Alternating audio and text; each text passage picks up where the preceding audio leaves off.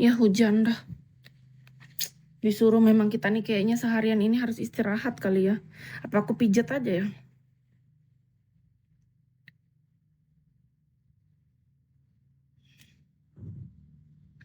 Umur 74 mau, ya nggak tahu Kak.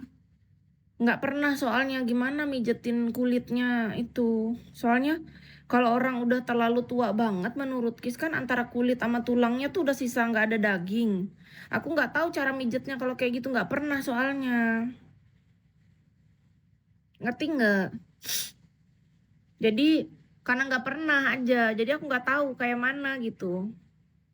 Aku cuma pernah handle ya rata-rata kalau bapak-bapak, om-om, mas-mas, brondong, koko-koko kan udah biasa. Jadi ya kita pijetin udah tahu gitu. Tapi kalau misalnya orang udah tua banget kan aku lihat kulit nenekku lah sekarang. Kan nenekku tuh antara kulit sama tulang doang, sisanya nggak ada daging. Kayak nggak butuh dipijet lagi. Kayak mana kayak gitu. Menurutku sih kayaknya nggak bisa itu. Mm-mm. Suaramu lucu, bikin ketawa cempreng ya. Cempreng tapi ngangenin kan.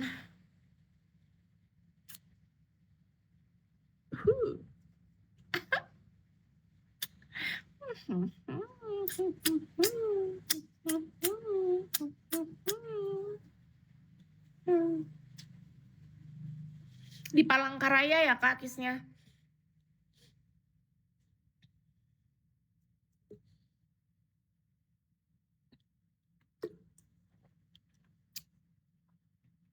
Cocok aja Kak jadi biduan nggak apa-apa kok. Walaupun cempreng jangan sedih.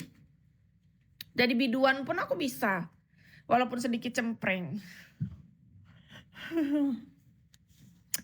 Pijatnya di titik mana kalau migrain gitu Kak? Tanya aja sama tukang pijat titik-titik migrain Kak. Kalau aku sih biasanya tuh dulu ya waktu mama aku sering sakit migrain aku tekan di telapak kaki sama telapak tangannya.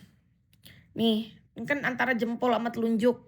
Ada bagian tengahnya tuh. Nah itu ditekan tuh di telapak situ.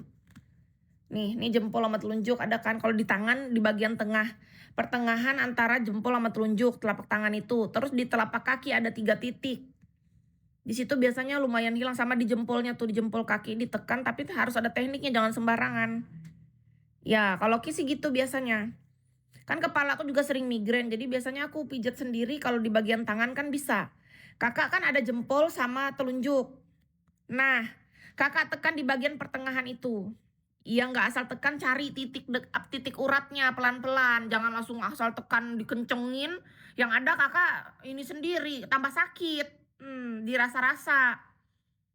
Enggak rahasia juga sih menurut Kis. Karena bagiku aku belajar kayak gitu ya otodidak aja sambil diajarin mamaku dulu. Karena mamaku dulu tukang pijat kan. Sambil ku baca-baca, nonton gitu doang. Enggak yang teknik-teknik orang yang terlalu kaku gitu. Enggak aku. Aku cuma melakukan sesuatu yang aku pengalaman. Aku mengalami misalnya aku sakit kepala, aku pijat di bagian mana. Oh ini enakan nih ya udah aku pijetin kayak gitu di tubuhku sendiri dulu. Dulu kan mamaku yang sering minta pijat sama bapakku. Bapakku tuh tiap malam minta pijat. Nah, mamaku kan tukang pijat. Jadi mamaku lah yang kasihin aku tahu. Kalau sakit kepala, nak di sini tekannya gitu katanya. Dikasih tahu di tangan terus antara telunjuk sama jempol. Tuh kan bisa ditekan tuh di sana. Tapi jangan asal-asal ya. Kakak tekan sembarangan pingsan yang ada kakak. Apalagi orangnya punya tenaga kuat. Langsung tekan asal di daerah situ. Terserah kakak jangan bilang dari aku ya. Aku nggak mau bertanggung jawab atas itu. Kakak terlalu tekan kuat, apalagi di jempol kaki itu bahaya loh. Kalau bagian titik kaki kakak salah tekannya, bukannya malah enakan, kaki orang nanti malah nggak bisa jalan. Mohon maaf ini, kita sembarangan tekan urat di kaki paling banyak. Dalam tubuh manusia dari kepala sampai kaki, urat kita itu paling banyak di telapak kaki. Ya, iya. Aku langsung bilang aja, jangan kakak asal-asalan. Kalau kakak nggak tahu titik-titik, lalu kakak asal tekan. Kalau kita cuma tekan tapi lembut, itu menurut Kis masih aman. Anggap aja kita nih orangnya nggak orang awam lah. Nggak terlalu pintar pijat, nggak masalah. Tapi ingat, masalah tekanan itu yang paling berpengaruh besar. Kalau kakak sudah nggak pintar pijat, lalu kakak asal tekan dan langsung kencang, ya kakak pingsan salah sendiri ya. Aku nggak mau bertanggung jawab atas itu. Tapi kalau dengan tekanan yang lembut secara perlahan kita cari titik-titiknya, nah itu malah lebih aman. Jadi Kakak pelan-pelan sambil dirasa, kan kita bisa merasa. Tubuh kita nggak mati rasa kan. Nah Kakak tekan, misalnya kayak kaki aku kadang-kadang malam aku kan bisa tekan sendiri tuh, ku cari-cari mana yang titik enak, yang mana titik ininya gitu. Oh, di sini nih yang paling pas. Kayak gitu, jangan asal tekan aja. Kan bagian telapak kaki kita aja tuh ada bagian yang di bagian dalam. Telapak kaki bagian dalam itu nggak boleh ditekan kencang itu Kak. Nggak bisa jalan Kakak nanti. Oh, jangan main-main itu Kak. Telapak kaki itu kan ada bagian luar sama bagian dalam. Kita berdiri nih. Coba berdiri. Telapak kaki bagian dalam itu bahaya itu. Itu paling hati-hati. Kalaupun kita mau menyentuhnya, sentuh secara perlahan. Lebih lembut. Kalau bagian luar tekanan agak lebih kenceng nggak apa-apa. Tumit kaki itu agak kenceng nggak apa-apa. Terus di bagian yang deket jari-jari, nah itu ada tekniknya. Menurut Kis ya, jari-jari kaki itu pelan-pelan tapi ada tekanan. Itu nggak apa-apa. Tapi jangan terlalu kencang juga. Apalagi di jempol. Beh, sakitnya pernah ku coba ya kan. Kupikir semakin kencang semakin bagus. Yang ada kakiku paginya tuh langsung nggak enak.